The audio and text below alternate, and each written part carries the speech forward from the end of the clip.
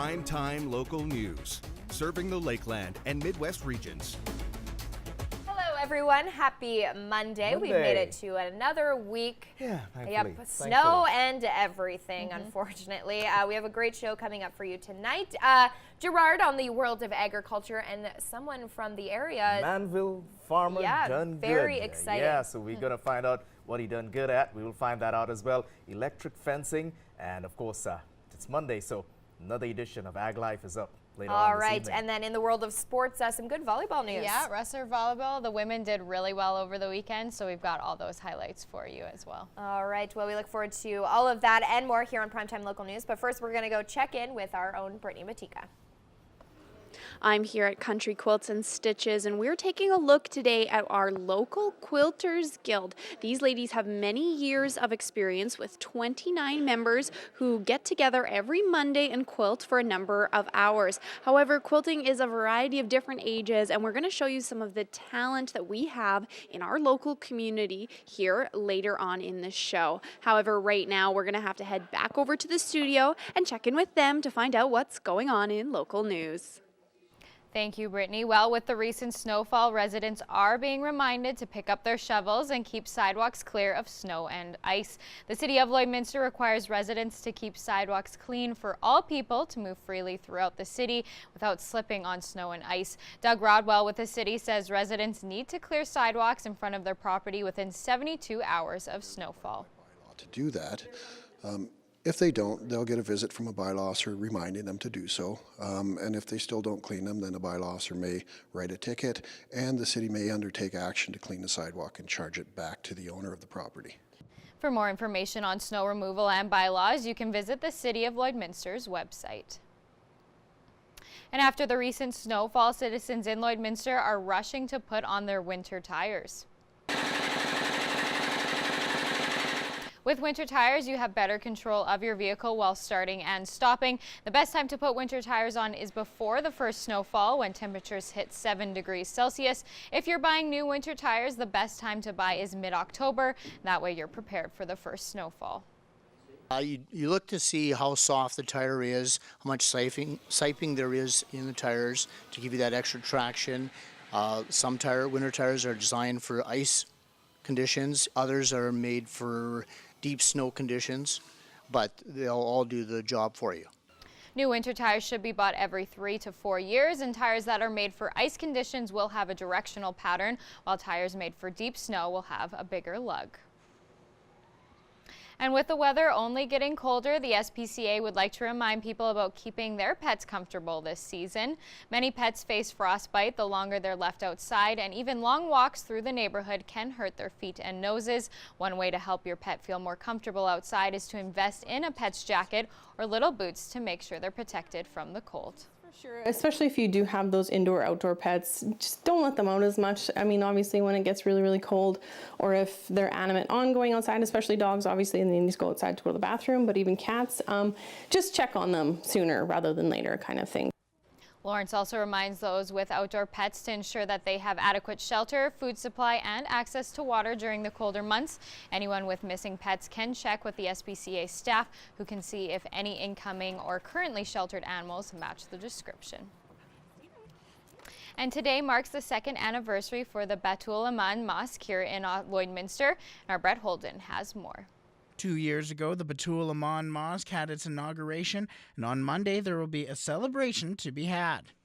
That day was a celebration for us. Most of our community members have not seen the Caliph by their own eyes, have not met the Caliph, but when he arrived here, it was a joyous occasion. Everyone was so happy to see him, and now we're celebrating 2 years of inauguration. The mosque has had a very busy year, including volunteering at the Olive Tree to hosting the Run for Lloydminster, and Azim says that more events are on the horizon for the mosque.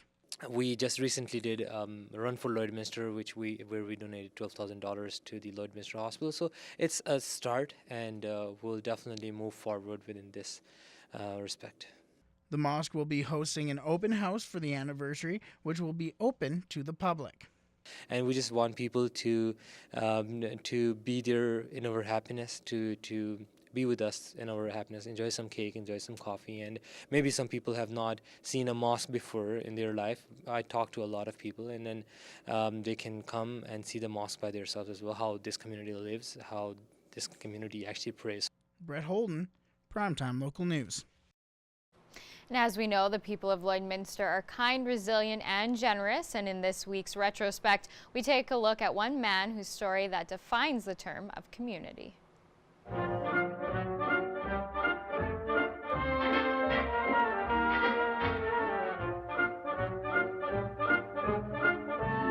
Every year, Yvon Clear decorates his house with a purpose.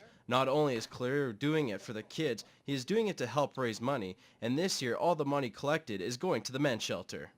I'm calling in Skid Row to raise money for the men's homeless shelter here in town, and so hopefully we can get some off the street and give them a better place to stay for the winter if we need to. With over 1,000 kids stopping by the spooky house last year, a lot of candy was being handed out. Cleroux already has donations from Sobeys and Giant Tiger, but he knows more help would be a treat. Candies, I do need a lot of candies, and we've got a few people that are donating money to us and candies already, and any bit can help. And if you've got any costumes, anything you want to drop off too, they're always welcome. Yvonne's provided the neighborhood with a haunted house for 11 years and raised money for many causes, but last year he received news that prevented him to continue. My health was going down a little bit, so I had a sore back and I couldn't climb ladders anymore. That was fine, so I netted it up on that occasion, but then I found out last year that I had cancer. Then I fought cancer, got rid of the cancer, and I'm just struggling through getting better from my cancer. Yvonne proudly showed me around his house where everything used to be set up, the pictures and newspaper articles from years of work that went into building the haunted house and all the money raised, including for cancer. Now I know the great feeling behind it. Like, you know, I have somebody to step up to help me out. I know how many people I must have helped. I feel just so grateful about that. His hope is that next year, someone else in the community will step up and continue the haunted house so more money can be raised and the kids can continue to enjoy the fun. That's all for this week's Retrospect. Retrospect is brought to you by Webb's Machinery. Webb's Machinery, your New Holland dealer in Vermilion, Bakerville, and Lamont. Now we're going to head it back to Brittany, who is at the Quilters Guild. Sharon Pryor joins me now, and she's been a member of the Quilting Guild here in Lloydminster for the past 6 years, which really isn't too long, is it? No, it isn't. Some of the ladies have been doing this for 20, 25 years, so I've learned a lot from their mistakes.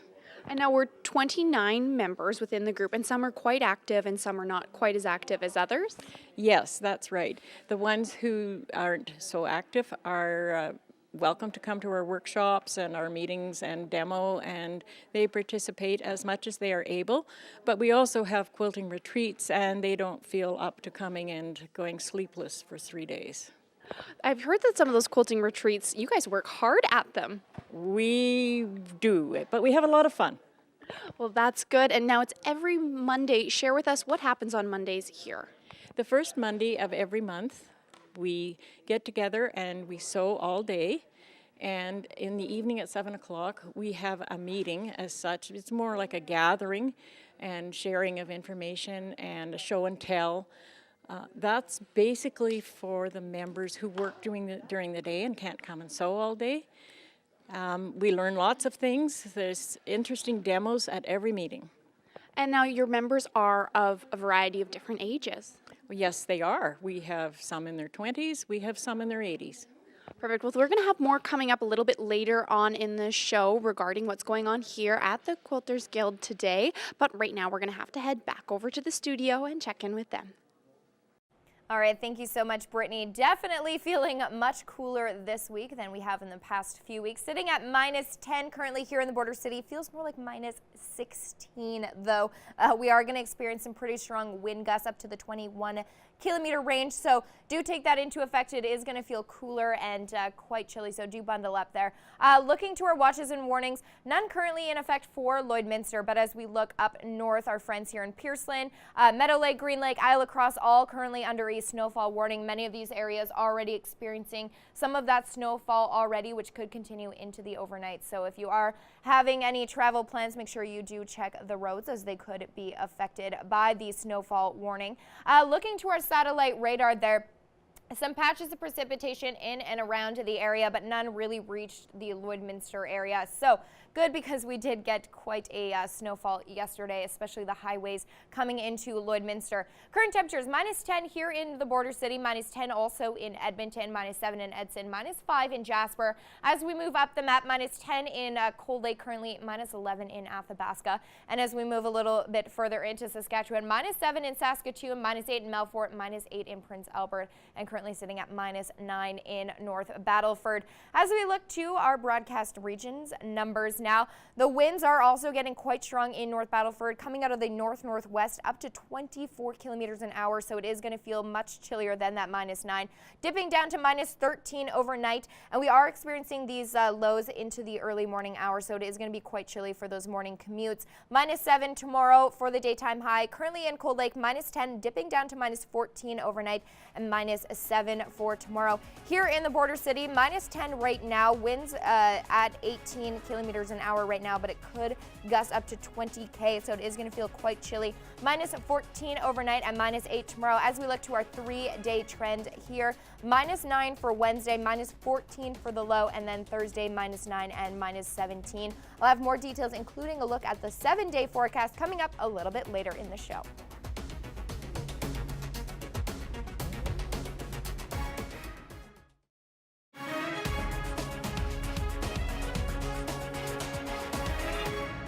Welcome back. It's all about safe cattle management when producers are far away from the pasture. I get to find out about another use of the technology in taking care of livestock. The electric fence is a psychological barrier, not a physical one. Garth Hine works with agriculture dealers and trains farmers on soil management and as well electric fences.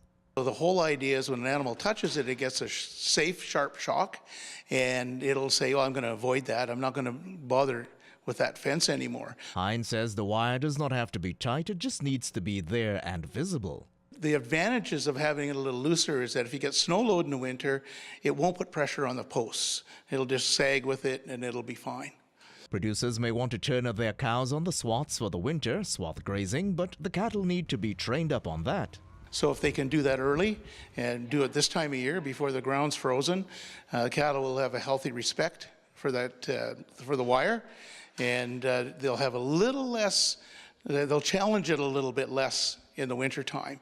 Then there's the issue of the power requirement on your acreage. If you're doing, say, a quarter section of land, I would recommend a customer use nothing smaller than I would say probably 10 joules of energy, which is about the mid-range of the power on our energizers. Voltage is also important, as he says that's the pressure on the fence. For cattle, you need no less than 3,000 volts. Then there's the issue of solar versus plugging in. Solar is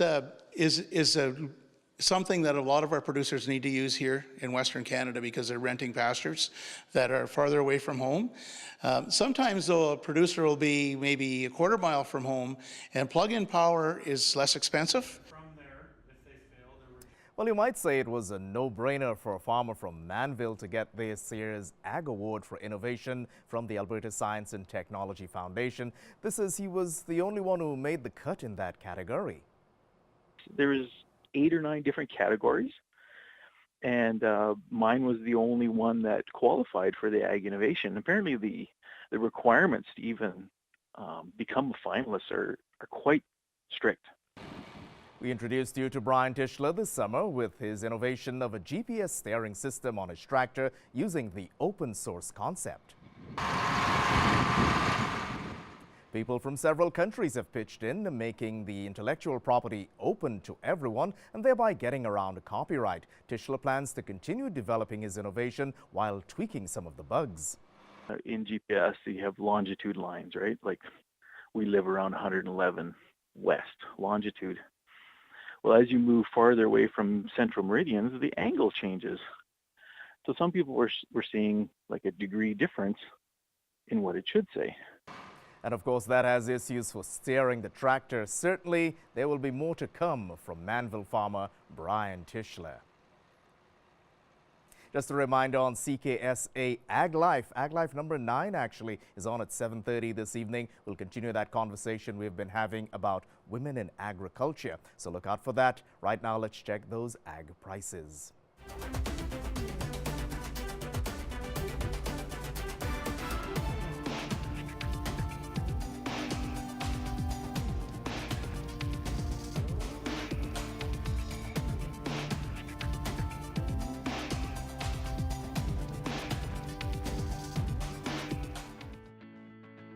Every member of the City Centre Auto Body team has been through extensive training. We're constantly upgrading our team's education to reflect current collision repair technique.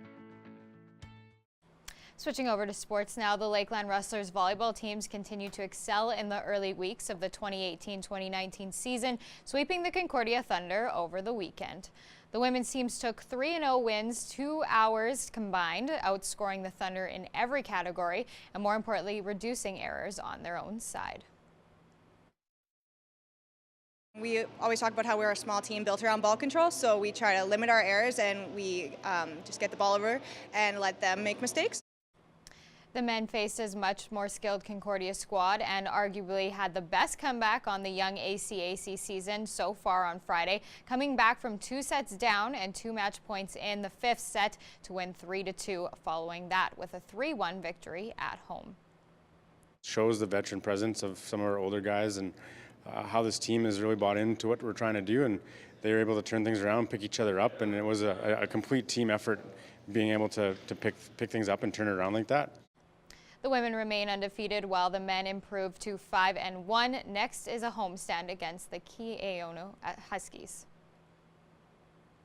And the Rustlers basketball squads did not fare as well against the Concordia Thunder over the weekend. The women's team snapped their 3-game losing streak with a 74-54 win at home, but fell to Concordia the following night 51-62.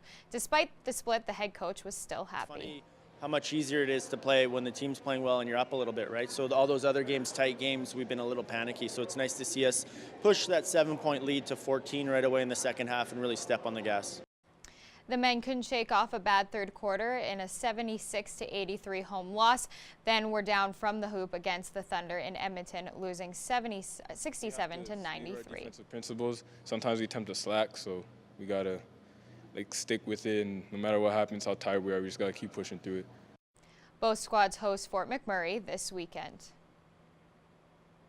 And the Lloydminster junior hockey teams did not fare well this weekend, as both the Lloydminster Bobcats and Lloydminster Bandits were defeated soundly in their respective pair of games, and the Cats' next action is Wednesday evening at the Civic Center against Bonnyville. And now we're going to head it back to Brittany, who's at the Quilters Guild. Anne Reiniger joins me now, and she's been quilting for over 30 years. Now, this is one of the projects that she has here before us. So what kind of a quilt is this, Anne?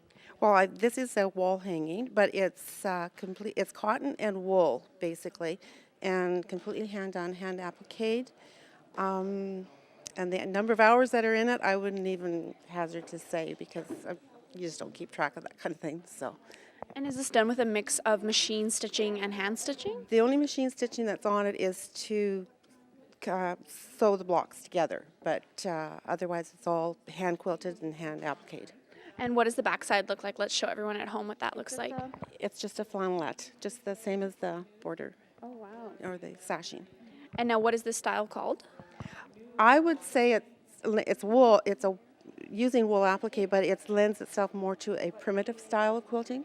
Yes, and the primitive stitching to quilt it with, yes. And now we have a second quilt here as well to show everyone at home. We'll just move this quilt over and have a little look at this one. 2 very different, unique styles.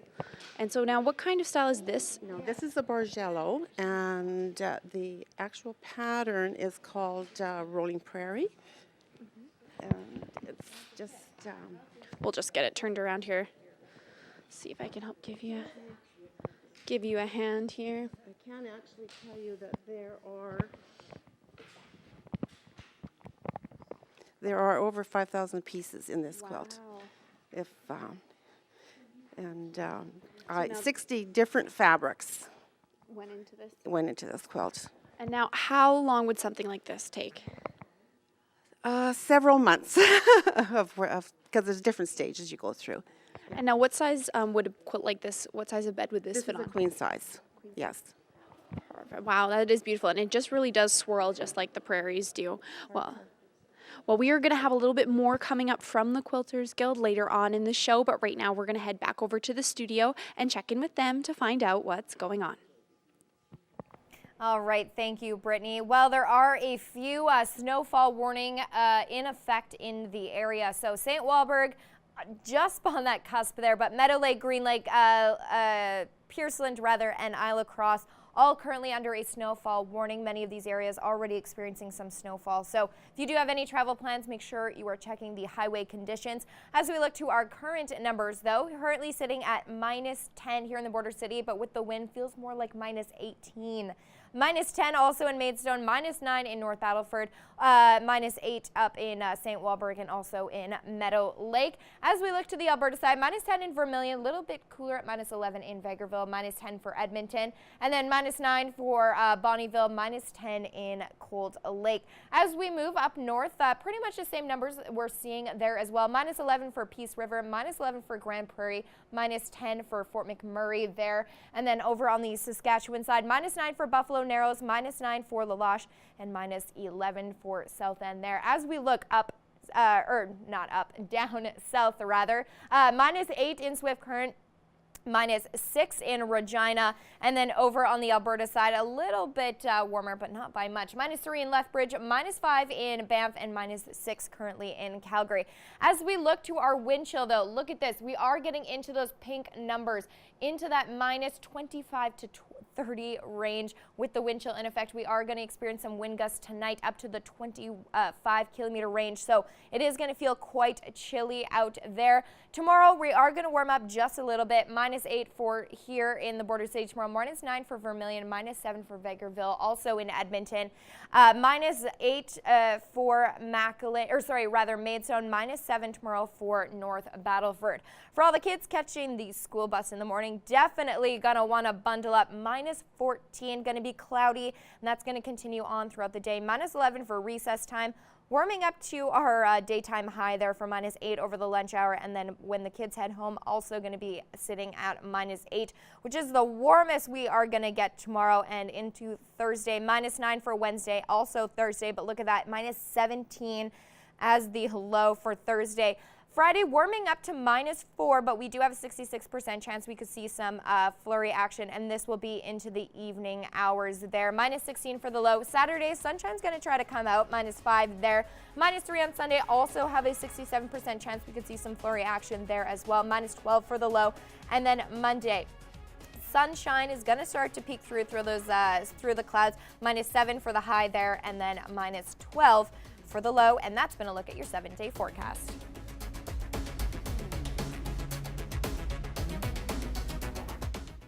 And now we're going to head it over to Brittany, who is at the Quilters Guild. Sharon joins me again, and we were just discussing off camera that they have basically all of your meetings and everything here at Country Quilts and Stitches. Yes, we do. It's the first Monday of every month, and we spend quite a bit of time sewing together and then have a meeting in the evening. And now as a group, there's 29 members. You do a lot of charity work by putting together a quilt for donation every year, and each member actually participates in building that together.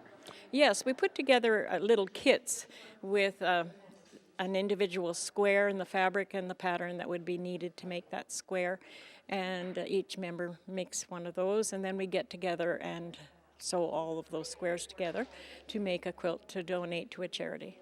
And now what are some of the charities that you've donated to in the past?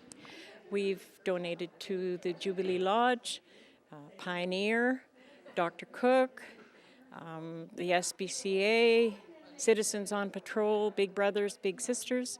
We also donate smaller quilts to Ronald McDonald House. And in times of disaster, like the Fort McMurray fire and Laklabish fires, we get together and we build quilts for those people. We also made many quilts for the Humboldt Broncos bus accident. Wow, that's really amazing. And now are these quilts then sometimes will be raffled off or gifted to people then within the charities? Yes, that's right. We give them to the charities, and it's for them to use however they want to raise funds for their work. Well, thank you for all that information, Sharon. And we are going to have a little bit more coming up later on in the show. However, we are going to head back over to the studio right now and check in with them to find out what's going on.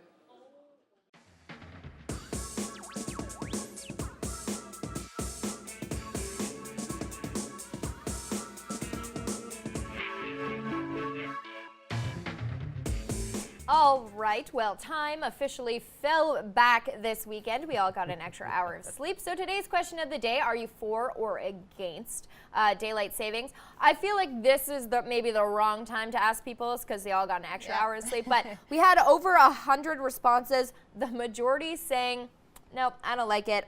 Especially being in a border city when we are so close to Saskatchewan, and then you have to put that time difference into effect. If you've got an appointment and then, like, it's an hour on the other side there, you got to make sure what time they're Exactly. on. Yeah. Most people on our Facebook page are saying against, especially for children. It's hard for them to get in and out of a routine. But I feel like every year so many people say we don't want it, yet we still have it. Yeah. So it's definitely an interesting topic, but and every time the conversation comes up about changing it, no folks in Saskatchewan will boast about that. Yeah, it's never changed, but the part I always like about it is what time is hockey? Yeah, and there the whole you go. conversation stops there. As long as you get your what hockey time right. Is hockey? Exactly. And you set your clock for that. Kendra says she absolutely loathes it. It messes her routine up because her husband works across the border, so then they both have to do that. And then the daycares aren't open before they work because of the time difference. So I think, it's definitely, it would be a struggle for the kids. Our poll, 65% of you say you're against it, only 15 say for, and 20% of you that answered our poll said you're indifferent to it. So it's definitely, I feel like this time every year this topic comes up. So it's definitely an interesting conversation starter there. We always do ask a question of the day, so make sure you do weigh in on our social media platforms. But right now we're going to change gears to our pets of the day. Let's look at who we have today. This is Mia and Boomer, very cute, adorable duo in the bed there. That was sent to us by Megan, so thank you for sending that one in. Next up, we have Louie. This is a really adorable photo of Louie. That was sent to us by Hallie. Thank you for sending that one in. Next up, we have Axel in the sweater. Super adorable sweater there. He's ready for this temperature. That was also sent in to us by Megan. Thank you for sending that one in of Axel. This is Bandito, and I think it's Miha. Sure. I believe. But I know Halloween's come and gone, but this photo was just too good not to show. Cute. That was sent to us by Lori. Super adorable. And then last but not least, look at this guinea pig with a tiny cowboy hat. It's the most incredible thing I've seen today. That was sent to us by Glenda. Thank you for sending that adorable photo of Pancake in. If you saw your photo of a pet here on Primetime Local News, you'll be entered to win a $50 gift card to Lloydminster's Pet Pad. We want to see your pet. Send photos of your pet and their name to our Facebook, Twitter, or Instagram to have them featured on Pet of the Day. Your name will be entered into a weekly draw for a gift certificate from the Pet Pad. Furniture set and design supplied by Furniture Gallery and Furniture House, downtown Lloydminster. Welcome back. Now briefly touching into the world of professional sports, and it's getting more like a winter season each and every day here, but we still have some CFL football to take care of first, and the playoffs are right here. They're right around the corner. The semifinals go this week, and in the East it's going to be interesting. It's Hamilton hosting BC. The last time these two teams met, BC did a pregame, the day before, and their walkthrough did a dance on the logo of the Ticats. That resulted in fights during the game, resulted in fights in the parking lot after the game. So it'll be interesting. Football players never forget that. So BC doesn't play well on the road, but you think they're going to get up for this one. So that's going to be an interesting one. Banks is out of the lineup for the Ticats. So it's a toss-up who's going to win that one. The other one, Winnipeg goes to Regina to play against the Riders. Last time the two teams played, Winnipeg blew them away by 30 points or more. So now the Riders have something to prove. So it's going to be interesting, and a lot of questions regarding the Riders quarterback, Zach, if he's back in the lineup or not. Two good games, and look for the Riders and look for the Lions to come out with wins. And that really does mark just how important that Stampeders win over the weekend was. If they lose that game, Riders get the bye, and they don't play a Winnipeg team that, as you said, recently got the better of them. Yes, yes. It'll be interesting because Winnipeg, probably one of the most improved teams since Labor Day on. And the Riders and them kind of very matched records since the Labor Day. So, you know, it's going to be a toss-up, but I still think if the Riders have Zach at quarterback, but they did pick up Drew Tate, which kind of a lot of people questioning, where is Zach out of all this? Is he that bad that they have to bring in a guy that has retired back in June back into the fold? Yeah, now let's switch over to the world of hockey quick. Last week, we talked about how successful a recent run of games were for the Oilers, and now those fortunes have reversed in less than a week now. The Flames, with a recent win, they're back in first in the division. Yeah, you look at the division, they're second in the conference right now, just behind Nashville in the West. So all of a sudden, people were panicking in Calgary, and they put some wins together. They're a team that is hard to play against. They have a good defensive core. Always questions around their goaltending, Mike Smith, how he can play. You know, the Flames have a couple of big road games. The Oilers have a big road game against the Washington Capitals tonight. We'll see how they respond. But the Oilers and Flames right now, they're sitting second and fifth in the conference. So it's been a good run for both teams right now. Yeah. How worried should Oilers fans be about the health of Connor McDavid going into a big stretch of games here in November? Always worried. You never want to see 97 out of the lineup. You want to see him healthy all the time. But you know what? We've seen him play, you know, not 100%, but even if Connor McDavid's at 80%, he's better than pretty well everybody on the ice. That's fairly true, I have to agree. Although I'm sure Alex Ovechkin will have something to say about that. Yeah, Ovi would, yes. Yeah. Now we're going to switch one more time, but we're going to stay in the world of hockey. Let's go back to the local story of the Lloydminster Bandits. Had a good outing the week before with college night. Not as good a weekend this weekend, though things started out pretty well against Lac La Biche. Yeah, a good 55 minutes. We're up 5-2. About 4 minutes left. Lac La Biche came back, tied it up, and the Bandits lost in overtime. So heartbreak there, and then played against a very tough Killam team in the next night and couldn't really bounce back off the floor after that loss against Lac La Biche and dropped another one. By the way, on the Tuesday night sports show, switching topics. Absolutely. Clark MacArthur will be on with us tomorrow night, live from the Canadian Brewhouse on Real Country 95.9. Of course, Clark retired, and he's talking about his foursome that he golfs with in Florida, which includes Michael Jordan. There's a bit of a name drop there. Absolutely. I don't know if you can improve on that name drop, even if Muhammad Ali was still with us. Thanks very much, Buck, and we'll have more for you on Primetime Local News after this.